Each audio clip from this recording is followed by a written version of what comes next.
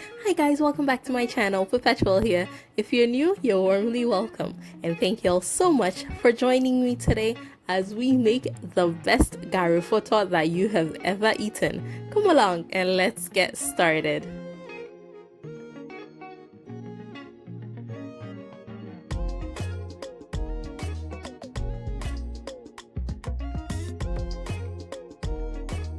And as always, the exact measurements are in the description box below.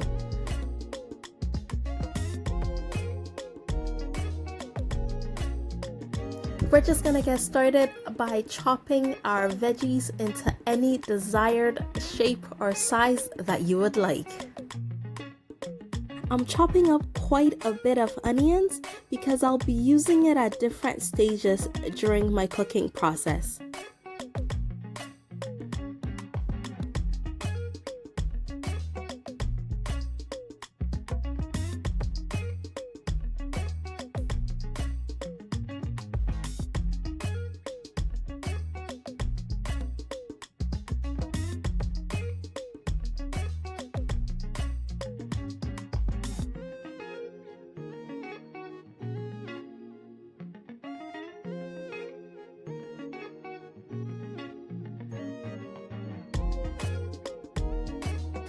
Alright, I'm gonna get some tomatoes, garlic, ginger, and some habanero peppers blended. And I'm not blending it too finely, but that's just a personal preference. If you'd like to blend it to a very smooth consistency, go right ahead. Alright, and to get started with our stew, I'm putting about half the amount of onions that I'm using.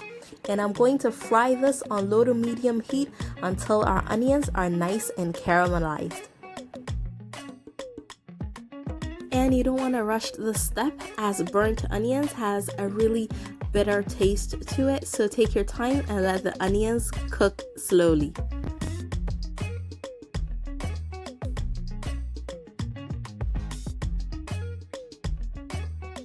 For extra flavor, I'm adding some chopped garlic to our onions at this point.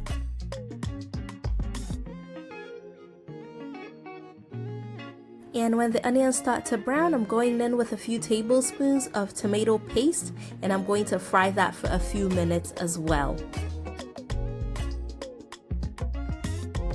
And up next, our blended tomato and pepper mix is going into our base stew. I blend everything together just to speed up the cooking, as this is meant to be a quick meal.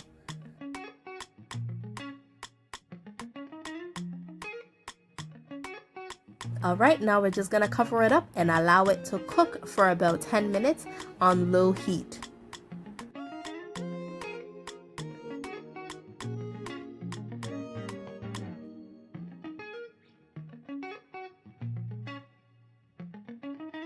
I'm using a Maggi cube, a seasoning cube, or half a tablet, and I'm also going in with about 2 teaspoons of curry powder.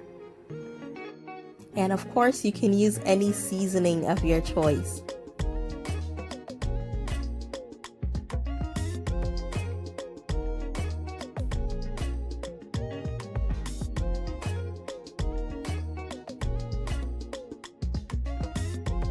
And I love corned beef in my Gari fotor, so I'm adding a bit of that into the stew as well.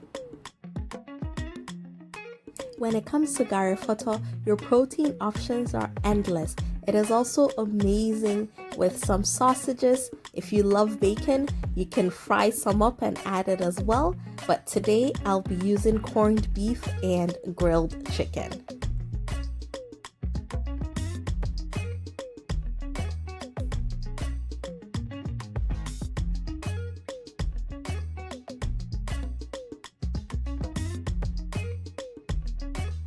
Now I had leftover grilled chicken breast, and that's going in as well. The recipe will be in the description box below. If you guys remember earlier on when I started the channel, I made chicken breast with salad and a burger, so this is the same recipe.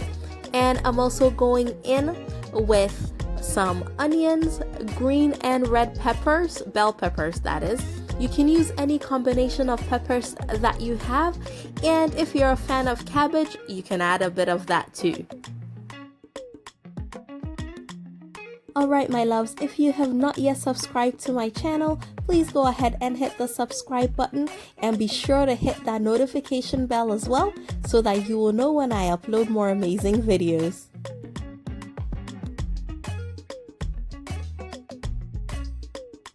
And time to cover it up and just let it cook on low heat for a few more minutes.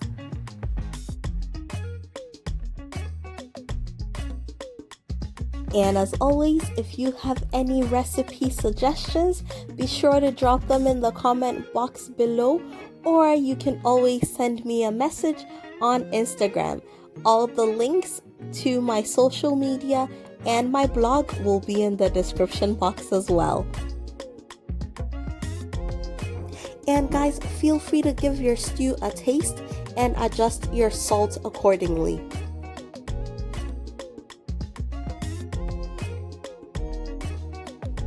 Alright, and while the stew continues to cook, I'm gonna get started on the gari. I am adding about half a teaspoon of salt to taste, and I'll be adding my water in bits just to moisten up the gari. The amount of water you use will depend on how soft you like your gari fotor, and in this case I'll put measurements for if you like it really soft or not, so you can adjust it to your personal preference.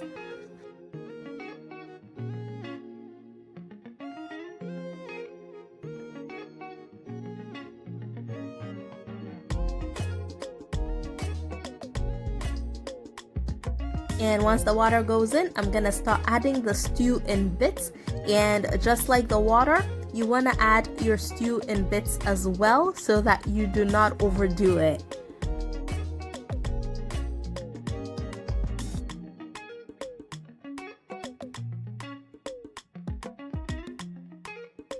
So basically I keep adding spoonfuls of the stew until I get to the point where I am satisfied with the consistency and the saturation of the stew in the gari.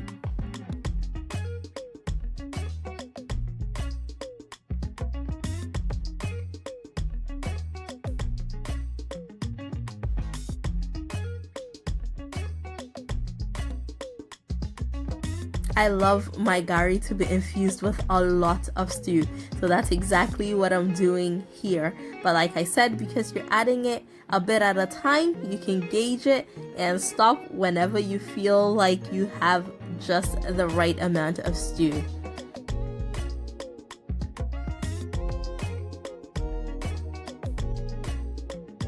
And for some crunch and freshness, I'm adding leftover bell peppers and onions, and I'm just going to toss that in gently.